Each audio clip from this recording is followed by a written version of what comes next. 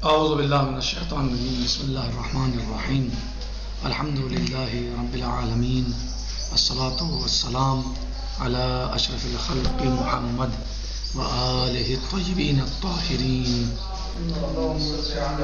وعجل فرجہم۔ آج ہم گفتگو کرتے ہیں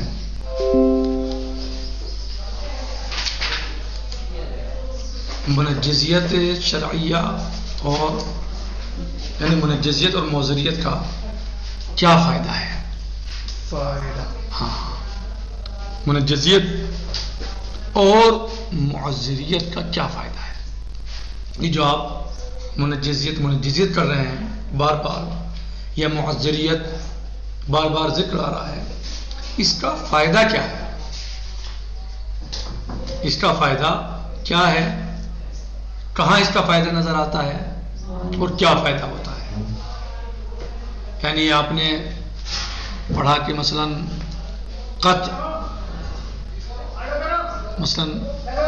منجزیت پائی جاتی ہے، اس میں قط میں معذریت پائی جاتی ہے۔ منجزیت یعنی اب آپ کے اوپر اس کام کو انجام دینا کیا ہے، مثلاً ضروری ہے۔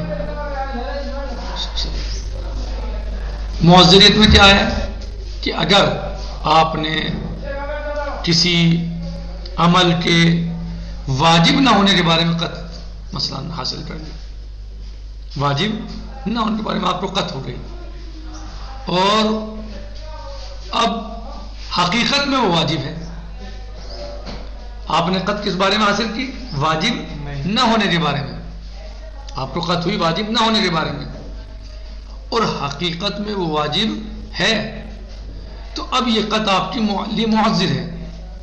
معذر ہے یعنی کیا؟ یعنی اب مولا آپ کو اس کام کے انجام نہ دینے کی وجہ سے آپ کے اوپر عقاب نہیں کرے گا، یہ معذر ہے، یعنی آپ معذور ہیں۔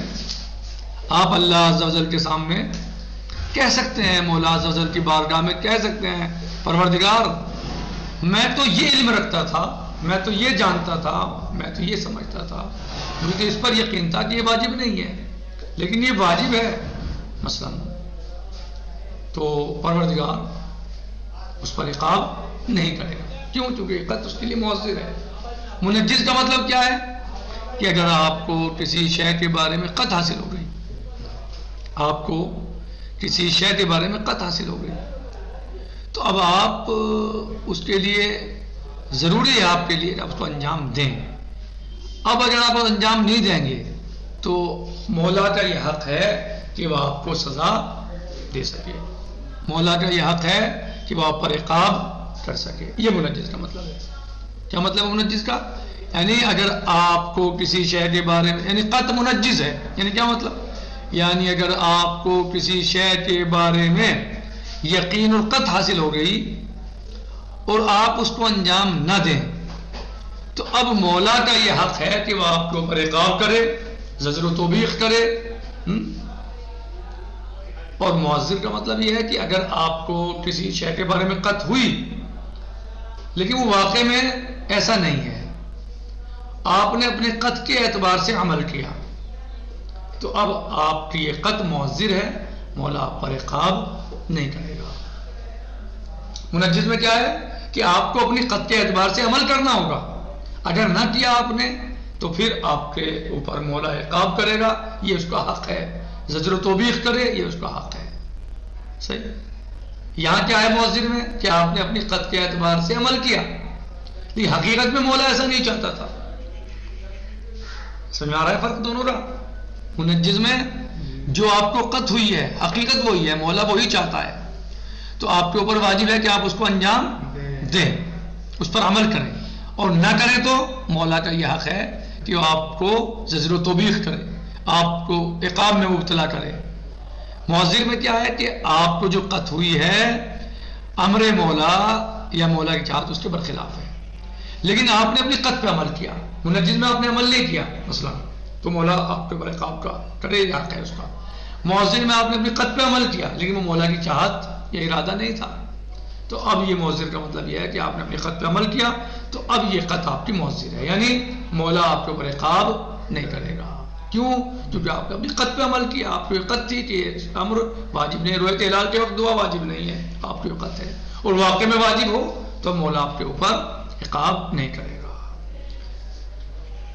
بما ذکرناہ ظہرانہ فی الحالتین، اور جو بات ہم نے بیان کی ہے اس سے ظاہر ہوا ہے دونوں حالتوں میں، منجزیت اور معذریت. الاولی والثانیہ،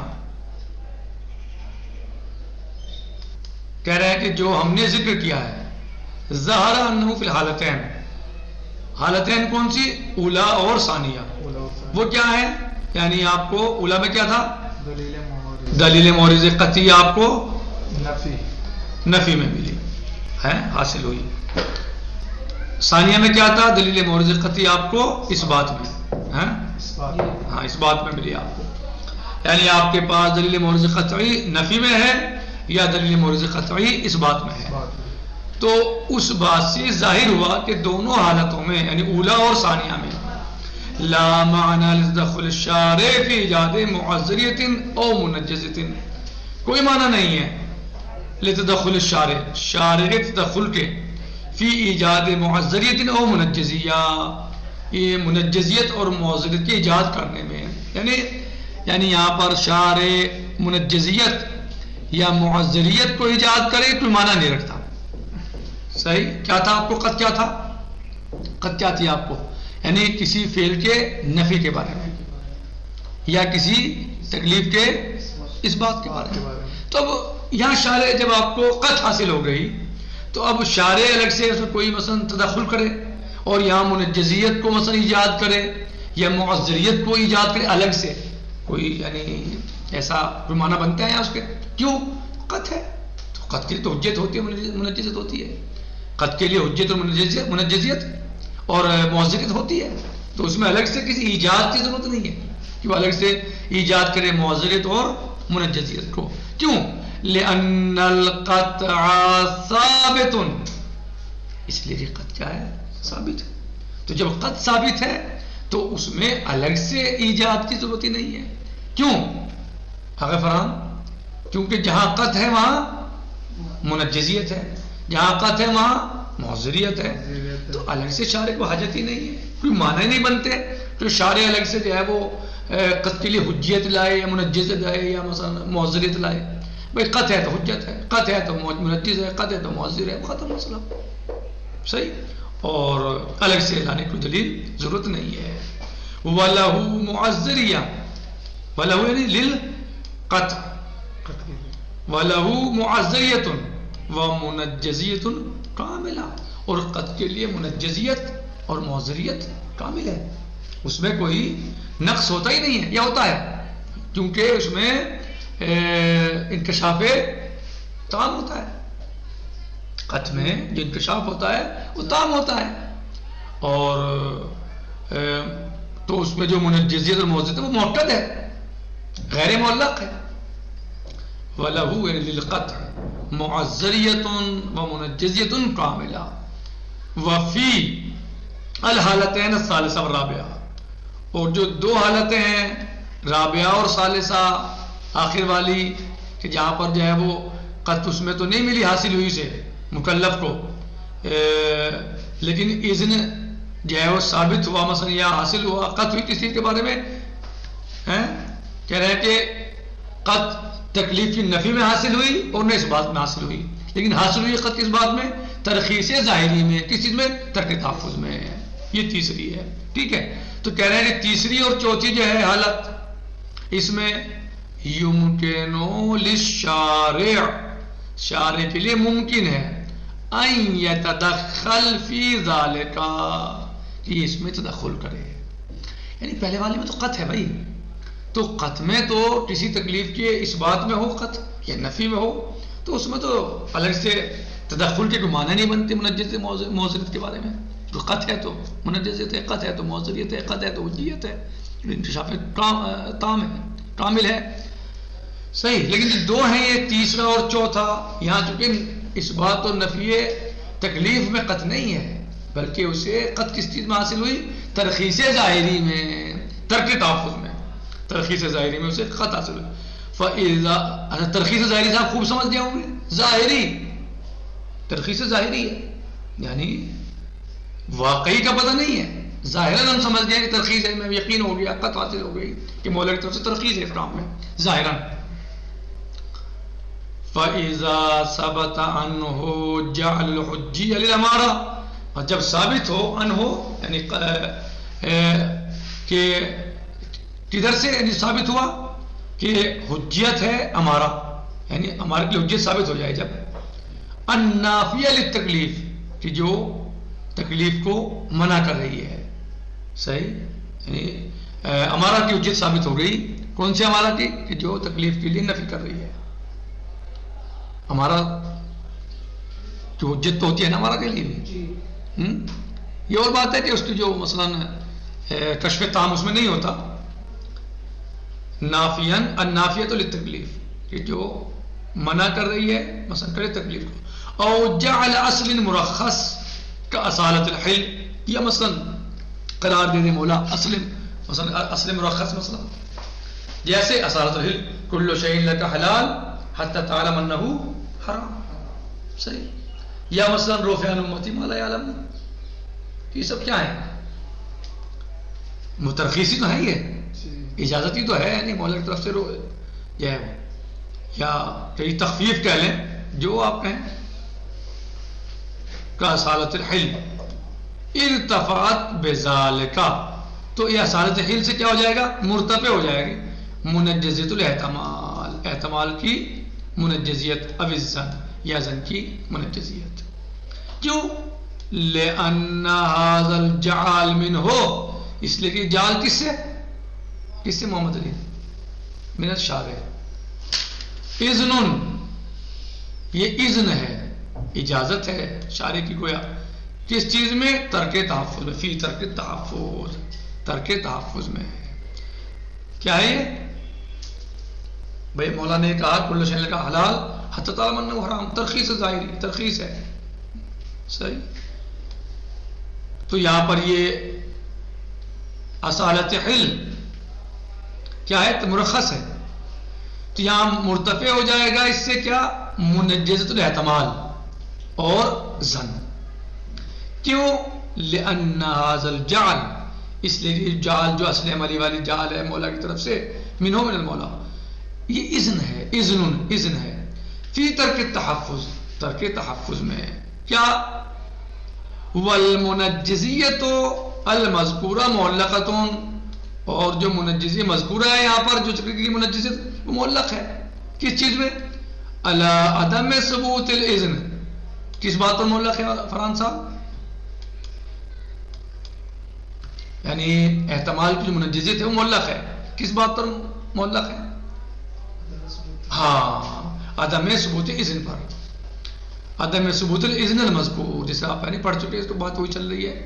عدم ثبوت الاذن المذکور، ٹھیک ہے، چونکہ احتمال کی جو منجزیت ہے یہ اذن کی وہ کیا ہوتی ہے؟ معلق ہوتی ہے، اور قط کی غیر معلق ہوتی ہے، مؤکد ہوتی ہے، شدید ہوتی ہے.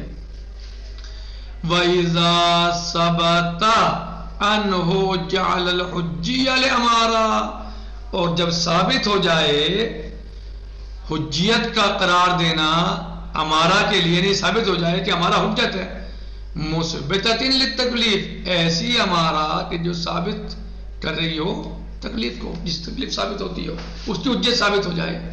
او یا لأصل، یا اصل کی حجت ثابت ہو جائے. یا حکم بالتحفظ، اور وہ مثلا اس میں حکم کیا لگایا جائے گا؟ تحفظ کا. تأکدت بذالک منجزۃ الاحتمال، تو پھر یہاں متأکد ہو جائے گی احتمال کی منجزیات. کیا کہا؟ جب ثابت ہو جائے کیا؟ حجیت امارہ، تکلیف کو ثابت کرنے کے لیے ثابت ہو جائے، شرط یہ ہے. یا اصل عملی ثابت ہو جائے کس چیز میں؟ یحکم بالتحفظ، جو تحفظ کا حکم لگا رہی ہے، یعنی تحفظ کا حکم، یعنی ترک تحفظ نہیں بلکہ تحفظ کے بارے میں کہہ رہی ہے. تأکدت بذالک، تو یہاں منجزر جو ہے وہ اس سے کیسے یعنی جو ثابت ہوئی ہے اس ثبوت سے، ثابت سے کیا جعل حجت الامارہ جو ثابت ہوئی ہے اس سے منجز الاحتمال، جب انہیں حجیت ثابت ہو گئی تو منجز بھی ثابت ہو جائے گی اور تاکید ہو جائے گی اس پر جو ہے وہ. کیوں؟ لأن ثبوت ذالک الجعل، اس لیے کہ اس جعل کا ثابت ہونا اصل عملی کے بارے میں یا امارہ کے بارے میں معنی ہو، اس ثبوت جعل کے معنی ہو نہیں ثبوت جعل العلم بعدم الاذن، اس کے معنی کیا ہے؟ کیا سمجھ میں آیا اس سے؟ گویا اذن نہیں ہے. جب تحفظ کے بارے میں ثابت ہو گیا اگر فرحان تو پھر کیا سمجھایا؟ ترک تحفظ ختم ہو گیا. جب تحفظ کے بارے میں ثابت ہو گئی چاہے ہمارا کے ذریعے یا اصل عملی کے ذریعے تو کیا سمجھیں گے آپ کہ ترک تحفظ ختم ہو گیا، ختم ہو گیا اس میں جو ہے وہ. تو کہہ رہے ہیں کہ لأن ثبوت ذالک الجعل، اس لیے کہ اس جال کا ثابت ہونا معنی ہو، معنی ثبوت ذالک الجعل العلم بعدم الاذن، جو علم حاصل ہو گیا کس چیز کا؟ کہ اجازت نہیں ہے فی ترک تحفظ. سمجھ رہے کیسے بات گھما کے لائے ہیں؟ کیا ہو گیا اس سے؟ اس سے سمجھ میں آ گیا کہ گویا ترک تحفظ میں اذن نہیں ہے. بھائی جب حکم ثابت ہو گیا جال کے ذریعے یا امارہ یعنی جال بالامارہ کے ذریعے یا جال باصل عملی کے ذریعے مثلا، تو اب کیا سمجھ میں آیا کہ اس کا مطلب یہ ہے کہ حکم ثابت ہے اور یعنی تحفظ، اور ترک تحفظ میں اجازت ثابت نہیں ہے. وَنَفْيٌ اور نفی ہے لِأَصَالَةِ الْحِلِّ وَنَحْوَهَا، اور گویا منع کیا گیا ہے یہاں پر اس میں کس چیز کو؟ اصالت حل کو اور جو اس طرح کی دوسری چیزیں ہیں. واضح ہو گیا؟